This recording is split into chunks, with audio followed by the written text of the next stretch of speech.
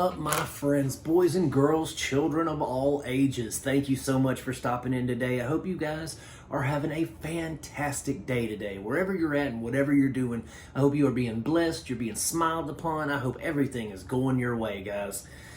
Today, we are talking about a movie from 1990, something that I have loved since I was probably about 5 years old. Guys, this is a movie that, well, I say a movie, a pop culture phenomenon, really, that shaped a lot of us 40-something-year-old men, I guess. There's a lot of good memories attached to this franchise for me. Before I tell you what it is, though, you know that drill, guys. Hit the like and subscribe button for me. Today, we're talking about 1990s Teenage Mutant Ninja Turtles, directed by Steve Barron. Now, this isn't streaming anywhere. I watched it on Blu-ray. I own all of them on Blu-ray. But guys, let's talk about Teenage Mutant Ninja Turtles. From the time I was old enough to watch cartoons, Teenage Mutant Ninja Turtles has been a staple in my life. I have watched I've read the comics, I've watched the animated shows, some better than others. I've watched the movies, everything they've put out in theaters I have gone to since the time I was 5 years old, because I'll always love the Teenage Mutant Ninja Turtles. Michelangelo is my dude, you know what I mean? And so in 1990, when this came out, I remember, big fan. My mom and my dad said, hey, we're going to take you to see it. And this is back when movie theaters were in malls, guys. If you don't remember what a mall is, look it up on YouTube. They had movie theaters in malls. And so we went to the mall to watch it, and it was sold out. Didn't get to see it that day. Heartbroken 5-year-old me goes to the park with my parents, and I just play, have fun, and then we go back, I think like the next day, and we got to finally check out Teenage Mutant Ninja Turtles. And guys, this is one of my favorite childhood movies. It's like, you know how everybody has those childhood movies that we just grow up with that are like, they may not be great. They may not be something that's award worthy. In fact, most people may frown upon them, but they hold a special place in our heart. Teenage Mutant Ninja Turtles, it's an awesome movie. It will always be an awesome movie, whether you like it or not. It's awesome to me. And this was the closest adaptation of the comic book that we've gotten on screen, if we're being completely honest. This was the story. It was a very mature story for the time. It had a lot of violence in it. It had a little bit of cursing.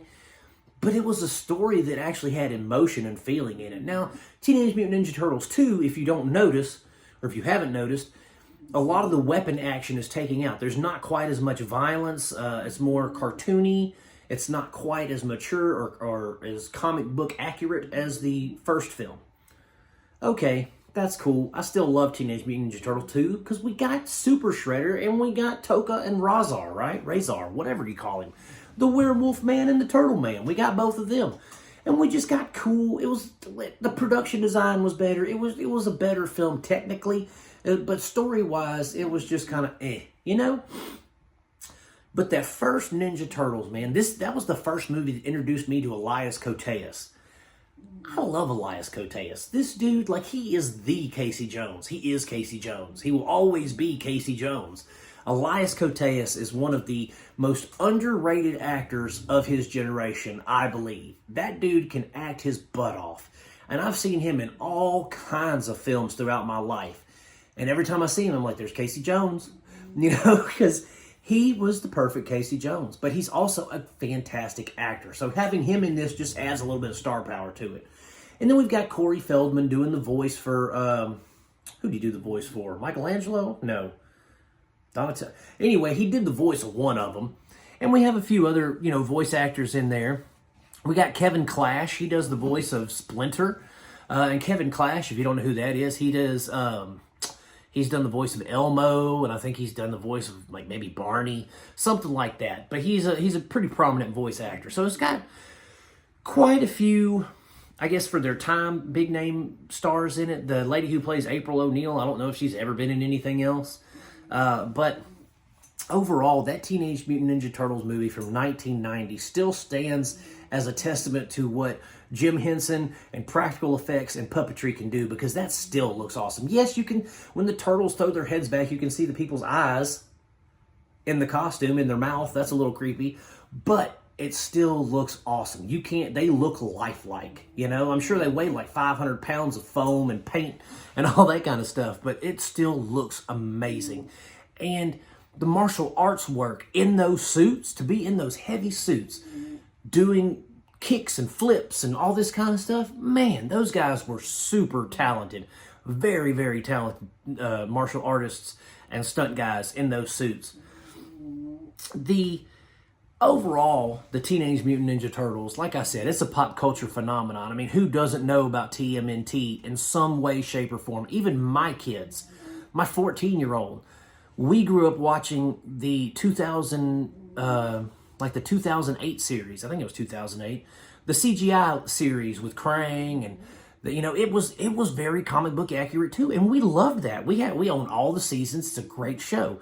But TMNT, I feel like it's a lot like Star Wars or Spider-Man or even Superman. Like they've become so ingrained in our culture, in our mythology, whatever you want to call it, that everybody knows who they are. Everybody's seen them. And for people like me, the old heads, we grew up with it. Some of these kids, yes, they grew up with them, but they didn't grow up with the OG Ninja Turtles like we did. The kids nowadays didn't even realize that the original Ninja Turtle comic books were in black and white. I mean, it's such a special thing, the Teenage Mutant Ninja Turtles. And I'm glad I got to talk to you guys. I know I didn't really review the film a lot about its technical aspects and all that, but let's face it. We've all seen it. We've all seen a version of the Ninja Turtles. We know what it's about. And this is basically just me telling you about my experience with Ninja Turtles and how much I love them and how much they've influenced me in life. I mean, when I was little, I wanted to be a ninja.